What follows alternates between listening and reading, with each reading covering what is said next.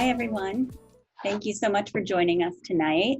For those of you who don't know me, my name is Jen McKenzie, and I am the owner and founder of Milestone College Prep. So I want to take some time tonight to talk about one of my favorite topics, which is campus visits and campus interviews. I think this is one of the most exciting parts of the college process.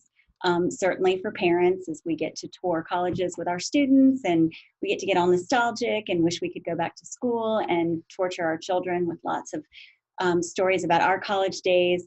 But really, it is a great way for your child to start to see get some real validation for all of their hard work and to really start to think about their future plans. So what we're going to do is I have some information I'd like to share with you first, and then I want to leave some time at the end for some question and answer. For those of you who have been on webinars before, you may know how the chat feature works, but for those of you who have not participated, you will find at the bottom of your screen a button that says chat. You can just click on it, click whether or not you would like me to see your question or everyone to see your question, and then go ahead and type a question. You can feel free to type questions as we go. I will likely answer them towards the end of the presentation, but if you're like me, you forget your thoughts if you don't jump on them immediately. So please feel free to text or chat a question at any point. Okay, so we're gonna start talking about college visits first. And one of the questions that I often get from people is, why visit? What is the point of visiting? And I think the first and really the most important reason that you would choose to visit a college campus is so that your child can start to get a feel for the environment that is going to be the best fit for him or her. And best fit has a few meanings. Academically, obviously, you want your child to be in a school that where he or she can succeed, can manage to have a balanced existence if that's what they'd like, where they can achieve their professional goals by finding a major that is interesting and fulfilling. It should meet your family's financial goals and really should provide your child with an opportunity to develop not just academically, but emotionally and socially.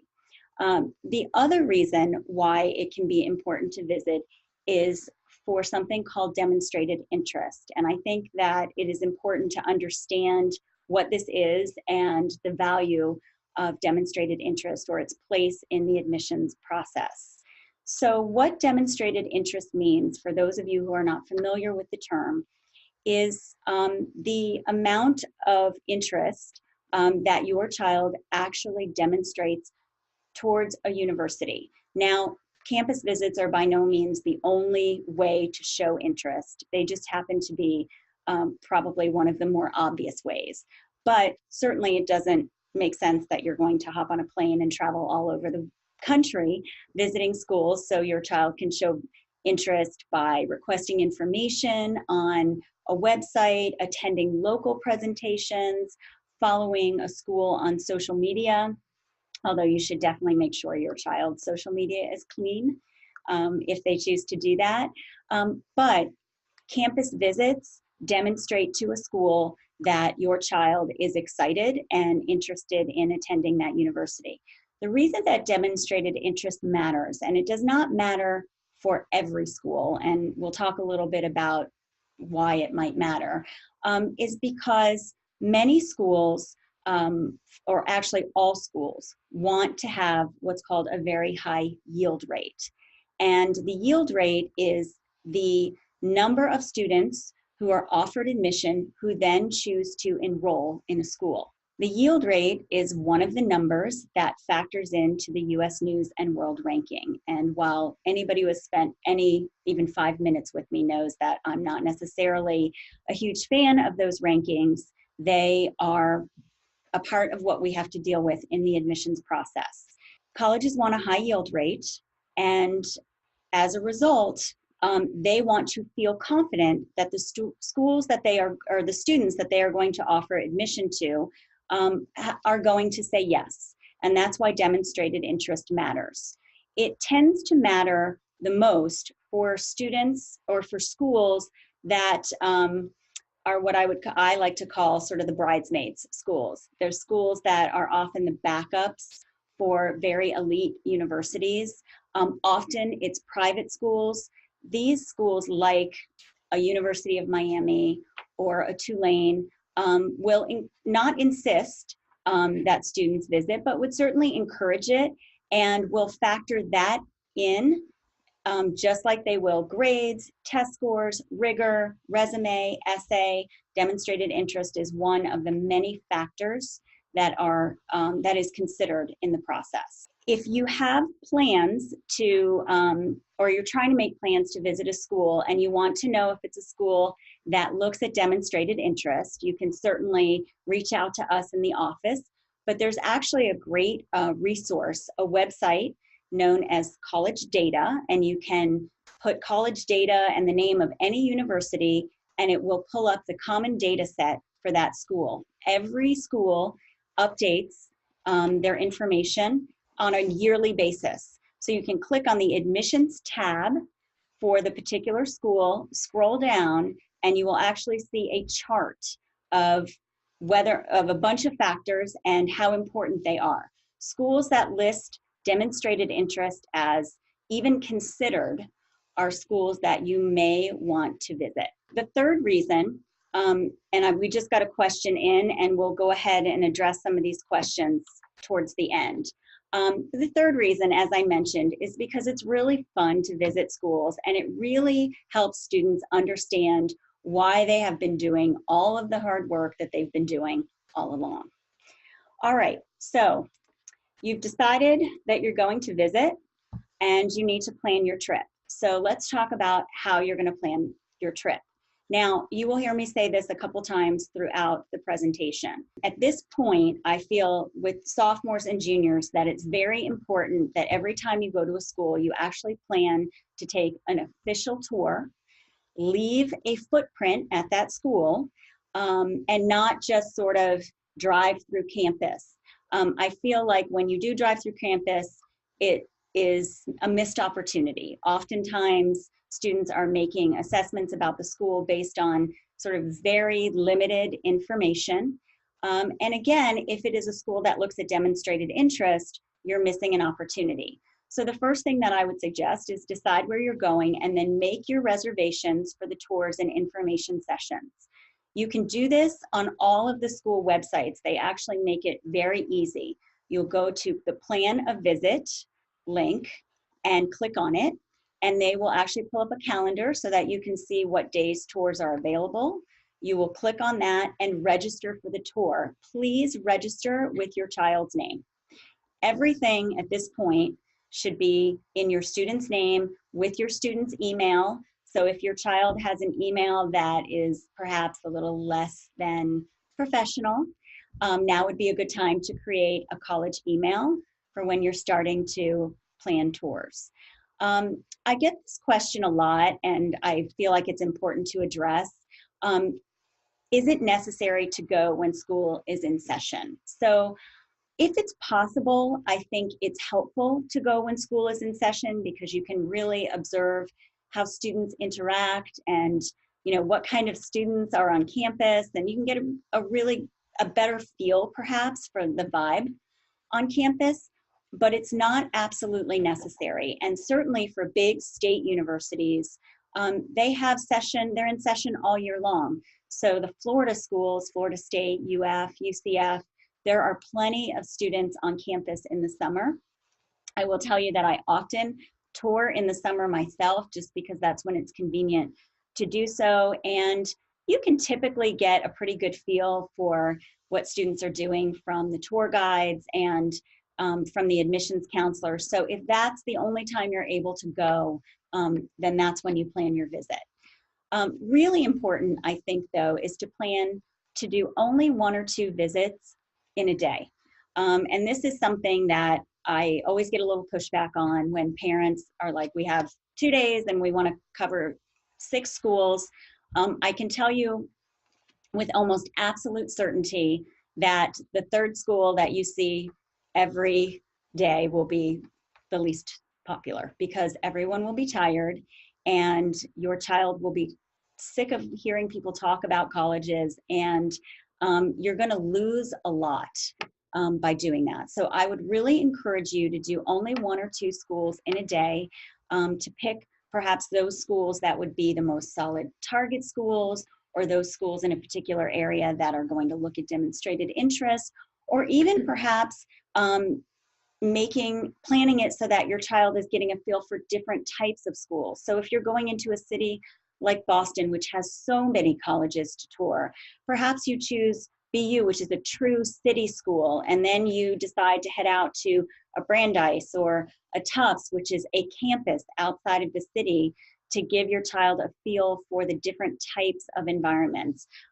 This is where, you know, your college advisors can probably lend some valuable input. If you have a limited number or limited amount of time and multiple schools that you're looking to see, you might enlist us for some help in sort of planning that tour. But the other reason that we want you to only do 1 or 2 schools in a day is because I think it's really important to maximize your time on campus. Information sessions and the walking tours often take 2 to 3 hours, but beyond that, and we'll talk a little bit about some of the other things you can do on campus. If you plan ahead of time, and not every school offers the opportunity to do so, but you can sit in on a class, and some students are maybe more excited about doing this than others, but certainly a valuable exercise. Eating in the dining hall is really, really important, and students do not realize how important this is until they get to college and they find that perhaps there are not enough dining options to meet their dietary restrictions, whether they have allergies or they are on a kosher diet, or they're just picky eaters. So going to the dining hall and getting that experience is important, and it also is a great place to observe how students interact. Definitely suggest going to the library, getting a feel for, you know, how students are working together. I've been on tours where I go into the library on the first floor, which is usually sort of the most social area, and I will see everybody with headphones on, nobody talking. Or I'll go into other libraries and I'll see people sitting at tables, working together, writing on whiteboards. One environment is not better than the other, but they're different, and it's a really great place to get a feel for what the environment is. Visiting a dorm is also really helpful and important. Students, it's often a wake-up call. They're not used, they have their own bedroom, big closet space, so often helpful for them to get a glimpse of what they will be looking at the following year.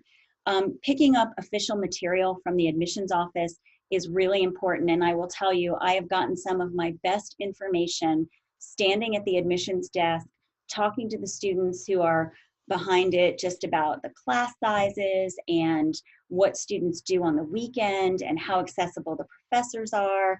The students who work in the admissions office are typically very, very knowledgeable. They're usually a great representation of what you can see at the school, but you can do all of that while you're picking up official material. And then very, very important, whoever you communicate with, whether it's a student or an admissions officer, try to collect a business card. And if the student doesn't have a business card, you should absolutely write down their name. So those are kind of a few of the things that I would suggest you do while visiting. There are a couple of other things that I think are important to keep in mind. So we talked a little bit about assessing the vibe while you're on campus, which you can do in the dining hall, and you can do it in the library, and you can just do it while you're walking around campus. And I often tell students, just pay attention to what you see. Do you see people walking alone? Do you see people walking in groups?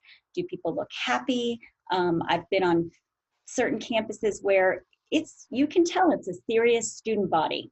Everybody looks pretty intense and on a mission as they're walking through campus. And so it's important to pay attention to those things. But there are also a couple of other ways that I think you can assess the vibe. And I call these the bench test and the map test. And my students look at me like I'm crazy when I tell them to do these things, but it really makes a difference. So the first is to find a bench and sit down and just observe.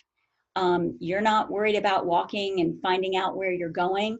You can just really sit and look at what's going on when you're around campus. Obviously, this is more effective when there are actually students on campus, but spend about 15 to 20 minutes just sitting on that bench. It's really important to do that and jot down your observations. The other is the MAP test. And this is so interesting because you can really get a feel for sort of how nurturing, how collaborative, how helpful and engaged certain student bodies are when you pull out a campus map and stand there and open it and turn it around and look lost. I have been on campuses where people have literally offered to walk me to my next destination in the middle of the pouring rain. I've been on campuses where I have stood there looking at my map for 10, 15 minutes and students are on their headphones and perhaps have not been as willing to engage. I've been at other campuses where students have stopped and then, you know, are you visiting and what questions do you have? So the MAP test is a really great way to assess the vibe and to get a feel for what your experience might be on that campus. Okay, so at this point, I want to switch gears a little bit and I want to talk about interviewing. So when we talk about campus interviewing, this is a little bit different than, it's very different than what you might think of as parents, you know, job interviewing. And it's even different than what students will likely experience for those that are doing alumni interviews. And those are typically done sort of for some of the more elite schools. On-campus interviews, and they are not offered at every school, they are offered at some, can take a couple of different forms. So there are only probably a couple of handfuls of schools across the country that do what is known as an evaluative interview.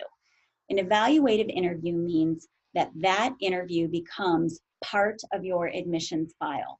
So you have schools like Brandeis, Wake Forest, some of the liberal arts schools like Rhodes College will do evaluative interviews. And you can typically find out if a school does this because it will be on their website and they will have instructions for when students need to register for those interviews. Interview slots for evaluative interviews typically fill up, and there is usually a very specific window of time, which is typically the very end of junior year through sort of the most of the fall, October or November.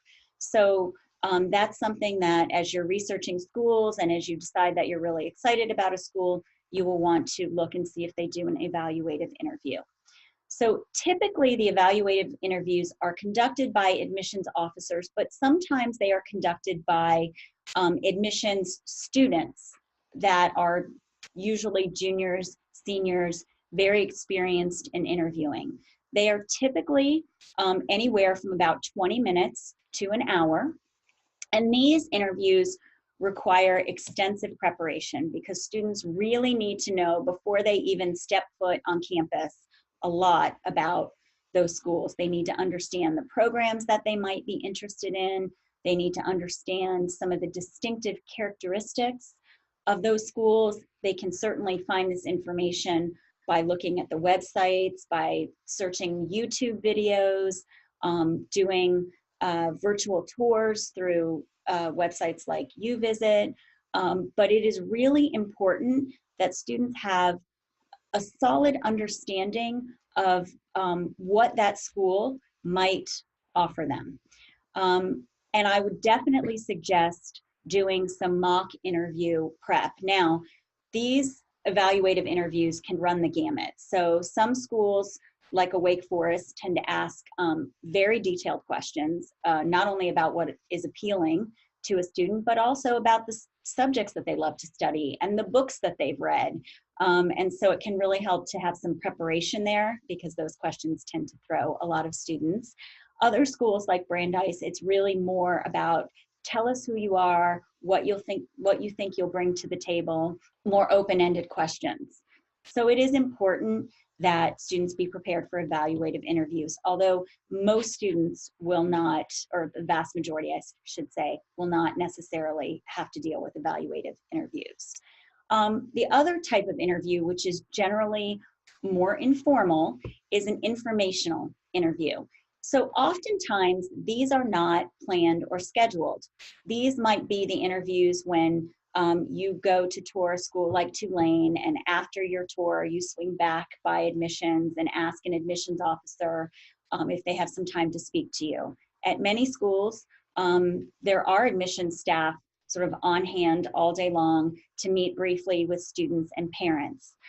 So even though this is an informational interview, and technically it is not going to count in the admissions decision, it really is, because this is an opportunity for you to make a great impression, to kind of get on an admissions officer's radar, to sort of initiate a conversation that you may continue over time via email. So these are usually, brief, and they're informal, but you should still be prepared. So if we go to the next slide here, when I talk about being prepared, I talk about, or I'm talking about sort of being able to answer a few questions. Tell me about yourself. This is kind of code for what makes you special or unique. Tell me about what you found fascinating on the tour, the information session. What is it that is appealing about this particular school? And then what questions do you have that you'd like to know today? And I think this is the question that always throws students, because we don't want to go to an admissions officer and ask questions about information that can easily be found on the website, like the professor to student ratio, or the acceptance rate, or the average test scores, which are going to be discussed in the information session. This is really more about asking questions like, how would you characterize the students on this campus? What is it that you're looking for in applicants who you believe will make an impact on this campus? So it's really about using that time to get more information to understand whether or not that school is going to be a good fit. Now, those meetings are not often arranged ahead of time, but I always encourage students, if you are going to be on a campus, to try and reach out to the local admissions rep. Not every college regionalizes their reps, but many do. And oftentimes you can find the names and the email addresses of the reps online. So I would suggest students send an introductory email. My name is so-and-so. I'm currently a junior at Spanish River High School or Boca High. I will be on campus touring on this date, and I was wondering if it would be possible to meet with you. Always a good idea to send that email. Sometimes you won't get a response because they're reading applications, or it's a particularly busy time of year, or they're out on the road, but I always suggest sending it. If you don't get a response, still plan on stopping by admissions after the tour to see if you can get some FaceTime. Again, do your homework, have an idea if you're going to stop in admissions and talk to somebody, what you find intriguing about the school, and why you may be a good fit. And then finally, and I really think this is so important and something that I've seen really differentiate students, is if you are going to be on campus and potentially talking to people, I suggest that you bring some thank you cards that you can handwrite. You can just go get them at Walgreens. You don't need to have your child's picture put on them or anything fancy like that. But when you have had any FaceTime with a student in admissions, a tour guide, the admissions rep, a professor, whatever it may be, it is a good idea to just go find a corner afterwards, handwrite a thank you note, and leave it in admissions for that individual. I can tell you that I have actually seen admissions reps respond with handwritten notes to students. So this is definitely something that differentiates students in the process. And I also think it's just a really great way to show some character and some kindness and some of those intangibles that can be sort of difficult to showcase in an application that is so focused on numbers and resumes and activities.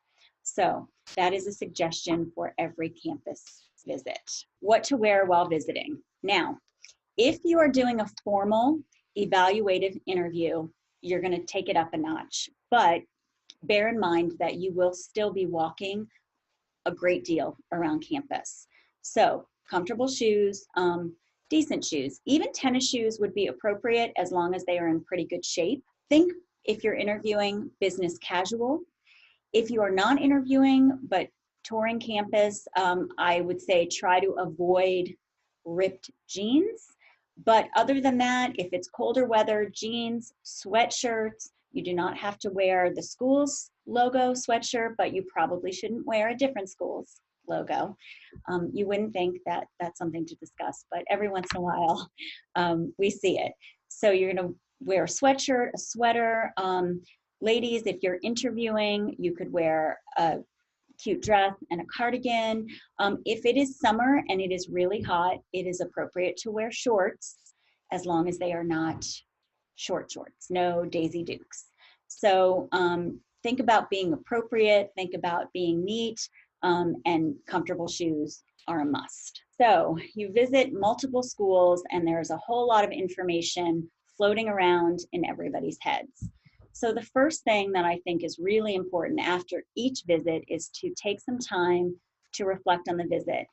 We actually have a campus reflection form, which is really helpful. We'll be sure to share it with everybody who's on this webinar. But it asks just really important questions. You know, on a scale of 1 to 10, do you see yourself on this campus? Do you think that you will be able to have the kind of college experience that you envision? For some students, that means having an academic and social balance. Or are you going to have to spend every Saturday night in a library? Can you be the big fish in that pond if that's what you want? Things like, is there an airport that's easily accessible? This may not matter initially to the students as much as the parents, but it is something to keep in mind because, as many of you know, some of the colleges are a little more remote and it can take almost a full day to get there. So that's something to consider. Do they have a major that you're interested in? I mean, these are all important things to think about. Document and make notes. And this is important for a couple of reasons. One, once you start touring multiple schools, it gets a little fuzzy. Things start to blend and you're going to forget what you saw at a particular campus and how you felt perhaps at a particular campus, what you really liked. So it's important just to sort of keep this in mind for your future decision making, but also because many of the schools have supplemental essays that will require students to write about why they want to attend that particular school. And in that case, it's really helpful to have some specifics about the people you spoke with, the things that you saw, the attributes of the college that really stood out to you. When you leave your visit and you've done all this reflecting and you've done all this documenting, think about whether or not this is a school to which you want to apply. And I think it's important to differentiate a school that you want to attend and a school to which you will apply. You should, of course, want to attend every school that you apply to, but you may not be as excited about a school that sort of ranks 4th or 5th on your list as opposed to the school that is your dream school. But that said, it's really in this part of the process about creating lots of options. And so understand that you may be able to find a few things that you don't love. There is no perfect school. And so you may walk away saying, well, you know, I don't love the climate. I don't particularly love cold weather, but this school has everything else that I'm interested in. That may be a school that you choose to apply to ultimately. That may be a factor that keeps you from attending, but that's a different threshold. And certainly it's nice to have multiple options on the table. So that brings us to sort of some do's and don'ts for college visits. And this one is really, I would say it's geared mostly to students, although I think it's important to remind parents of this as well. Keep an open mind. Just because it's a school that you are not as familiar with, perhaps a school that doesn't carry maybe some of the same name recognition as other schools, or perhaps it's a school, I know I encounter this with parents a lot, a school that back in the day when we were applying, perhaps it had a different reputation. It had a reputation of being not as academic or a big party school.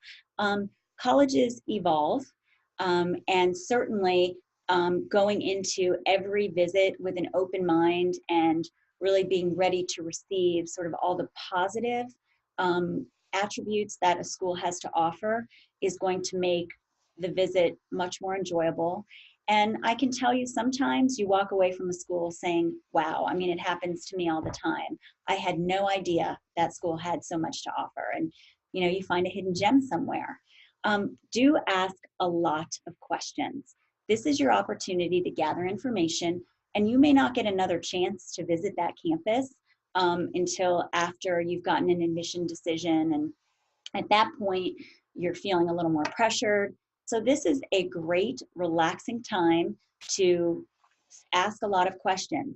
And don't just ask questions of an admissions officer or your tour guide. I mean, certainly you should ask a lot of questions of the tour guides, but stop students along the way and ask questions about their experience. What do you love about being here at this school? Is there anything that you would change? Tell me about your experiences with professors. Is it difficult to get the classes that you need? These are all questions that an admissions officer or even a tour guide might not be as willing or able to answer as openly and honestly as students might. So, so take that opportunity to ask questions. In addition to the reflection form, we also have a campus checklist that we will be happy to forward to everybody as well, which has an entire list of questions to ask about everything from the academics to what students do on campus for fun and what the surrounding areas offer. So we'll be happy to share that as well. I guess the final thing that I would remind any students that are watching this now is that visiting colleges is truly a privilege. And in fact, there are certain schools, like Carnegie Mellon most recently, that have made announcements about the fact that they are no longer looking at demonstrated interest like they used to, because they feel that, you know, college visits can be discriminatory. Not everybody can afford to do that. And so if your parents are taking you on college visits, say thank you. Make every effort to get the most information you can out of that visit and really explore. This is your opportunity to do so. A couple of things that I don't want you to do. I don't want you to leave a visit without leaving a footprint somewhere. And this goes back to registering for those information sessions and tours. If for some reason there's no tour available and you just happen to be in a particular area, walk into admissions and ask them, is there a particular contact for Florida? And then you can at least follow up with an email. So it's really important that you try to leave a footprint for every campus that you actually set foot on. Again, and I mentioned this earlier, don't ask questions about information that can be easily accessed on the school's website. It looks lazy. It looks like you didn't make the effort to find out the information and to be informed before you step foot on campus. So again, I think do ask questions about the vibe, the environment, the types of students, the activities, the professor accessibility, but leave the facts and statistics to your research at home. Really important thing to keep in mind, and I can't emphasize this enough, try not to judge a school, and I say try not to because we're all human, based on only one or a couple of limiting factors. Aesthetics are a big one. I didn't think that school was as pretty as another school. Well, you know, the aesthetics are great, and yes, there's a wow factor to that, but ultimately, wherever you go to school, it's going to lose a little bit of its luster over time, and that is one of only many, many factors. Sometimes I'll have students come back and they'll say, I had a horrible tour guide. And that's really unfortunate because that factor can certainly impact your impression and the experience pretty significantly. But if there were other things you liked about the school and you had perhaps a negative experience with a tour guide, this is a great opportunity to email admissions and to say, you know, I feel like I have additional questions that my tour guide wasn't able to answer. Do you have a student ambassador, or could you yourself take some time to talk to me? So there's always an opportunity to reach out and get some additional information if your tour guide didn't perhaps do the best job of representing the school. And it happens only on rare occasions, but it does happen. I think something else that's really important to keep in mind is not to judge a school based only on one or two people that you know that attend.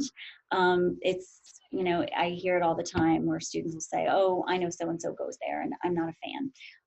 They actually say things like, oh, he's an idiot. And that is a real limiting factor, particularly on campuses when there are 35,000, 40,000 students. Probably a good idea to try and speak with other students on campus, talk to the tour guides, and just keep an open mind. Look for reasons, look for things that you do like about a campus versus things that perhaps you don't like. And don't see any visit as a waste of time.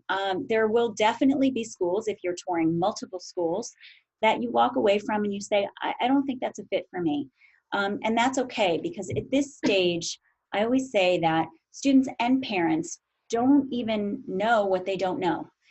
So it's all about information gathering. It's about accessing information, thinking about factors that perhaps had never crossed your mind, like how flexible a curriculum is, or how easy it is to change majors. I mean, these are questions that students might not think about asking until they've been on one or two tours. So just keep in mind that there is no waste of time. Information is very valuable. One final word before we get to our questions and answers, a word to parents. So as difficult as this can be, it is really important that you use the college visits as an opportunity to relinquish some control. This is one of the first decisions, adult decisions, that many of your children will be making. And so it is important that they learn to make this decision in an adult way, being proactive, asking questions, garnering information, and really working towards the level of independence that he or she is going to need when they get to college. So it is really important that you take a back seat. And what that means is allowing your child to check in at the visit. And I will tell you, I've been told by admissions counselors that when they are up at the desk, they pay attention to that. So students walking up to the desk, giving their name, getting any information that they need to, giving students some alone time on campus. I will often, and in fact, I've had a couple of students say to me, I don't want to tour with my parents. Can you tour with me? Because they are self-conscious, I guess, about the types of questions that they might ask, or perhaps the criticism that they might receive from their parents. So parents, I think sometimes it's best to just sort of break off from your student and say, we're going to go talk to financial aid, or we're going to go check out the library again. Why don't you take 30 or 40 minutes and we'll meet back at the bookstore? And give your child some time to ask questions and to walk around and to not feel as if he or she is being scrutinized in this process.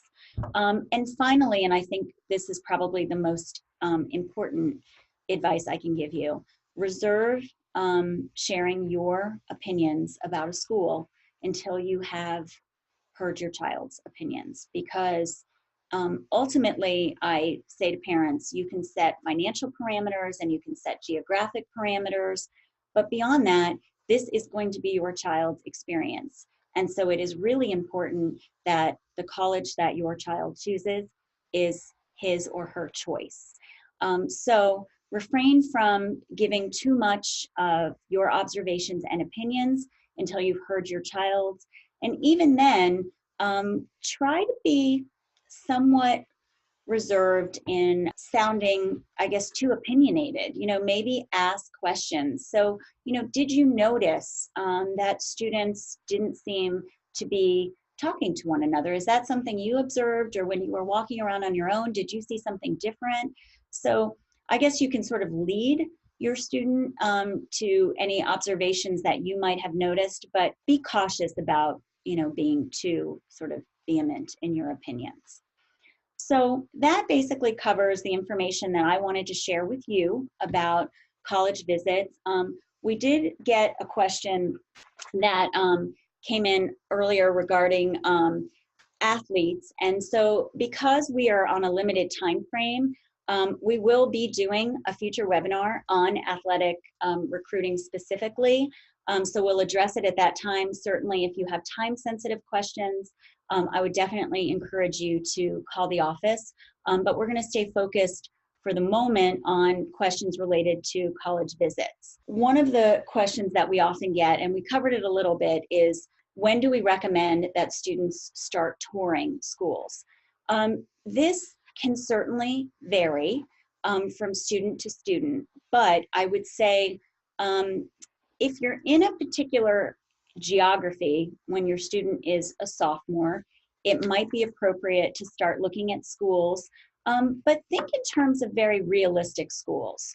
One of the things that I caution parents against doing is taking students to tour a lot of Ivy League schools or really, really highly competitive schools before we have too much information about that student, where their GPA is, where their test scores are. Perhaps choose schools that would be more viable, or schools that perhaps are a campus in a city school, as we discussed. The ideal time, though, is really in spring of junior year, and even that summer, because at that point we have a better understanding of what a student's test scores are, which schools might be more viable. And bear in mind that when you take students to tour a lot of very competitive and very elite schools, they're impressive. And so it can be very difficult then to encourage students to be more open-minded about schools that are perhaps not as seductive or sexy. So I think that's the biggest challenge with starting tours too early. But if you do have some locations in mind, or you have questions about whether or not a school might be a viable school to tour, then certainly reach out to us and we'll try and help you sort that out. The Florida schools are a great place to start if you have Florida prepaid. They're easy to get to, and certainly we have lots of options within the state of Florida. One of the other questions we have are, what are your thoughts about touring on weekends versus weekdays? Well, again, it goes back to when campuses are busiest. If you are able to tour on a weekday, on a Friday or a Monday, you will often see a little more action on campus. But sometimes it's unavoidable, and you need to tour on a weekend. And again, I would say if that's what works in your schedule, then you would do it. If you are going to try to plan a tour on a Friday or a Monday that's a holiday, you're going to want to be very proactive in booking those tours way ahead of time, because they fill up, obviously, and the tours do have cutoffs. One other point I would make is, if you register for a tour and you're not able to make it for whatever reason, I would encourage your student, particularly if it's a school that looks at demonstrated interest, to send an email to the rep and say, I was scheduled to tour, unfortunately, this has come up, or I'm sick and I will not be on campus on this particular day, but I will be in touch as soon as my tour is rescheduled.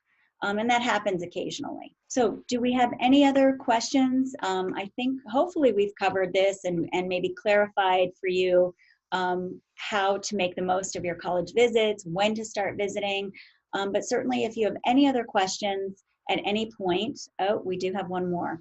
If you are unable to register for a tour because it's totally booked, do you have any suggestions? You always want to try and leave a footprint.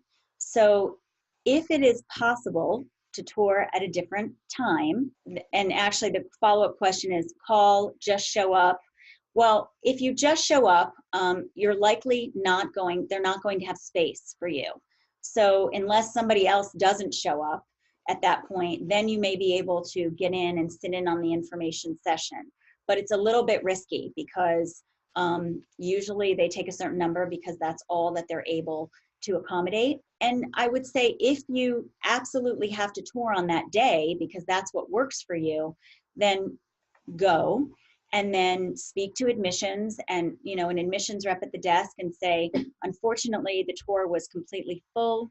Do you have a self-guided tour that I can use? And oftentimes they have materials for you to do a self-guided tour, and then you can come back and try and ask some questions. So it's not ideal, but it's certainly better to get information that way, and a self-guided tour is better using their materials than just driving through campus. So anything that you can do to gather information will be helpful. But I know the spring break tours for the Florida schools, I know UF and Florida State, if that's what you're referring to, were completely full. And I'm sure it's going to be really hectic on campus. So I doubt that you'll be able to just show up and get space. Even through the summer, the tours are full, I know. And sometimes they fill up, and sometimes they open additional tours so you can continue checking back. Sometimes spots open up, so keep checking back. But I know it can be really frustrating, and that would be a good time perhaps to have your child email the admissions rep and say, I can see that the tours are really booked up. Very interested in seeing campus. This is, a school I'm really excited about. Do you have any suggestions about the best way that I can get information? Because then at the state schools, at least you're sort of on the radar. Our state schools, however, do not measure demonstrated interest. Some of the private schools do, but you don't have to worry about it from that respect. One of the other questions that we've gotten, should parents always tour with a student, or can a student tour alone? A student can absolutely tour alone. And if you have a student who is extremely engaged, then by all means, my own daughter, ironically, did not want me to tour with her recently. So she went with a friend. We talked about the types of information and the types of questions that she should be asking and the information that she was looking to gather. And I will say I was really impressed. I actually feel like she probably got more out of it without me there, because she knew that we had an expectation that, she was going to make the most of it. And I also told her that if she didn't, take full advantage of her opportunity to tour, that I was going to make sure I was with her on all subsequent tours. So that was a good incentive, apparently. Okay, well, I want to thank everybody for taking time out of your busy schedules to join us on this webinar. Please keep an eye out, because we will have some future webinars coming up, and we really look forward to continuing to share information in this format. Thank you. Good night.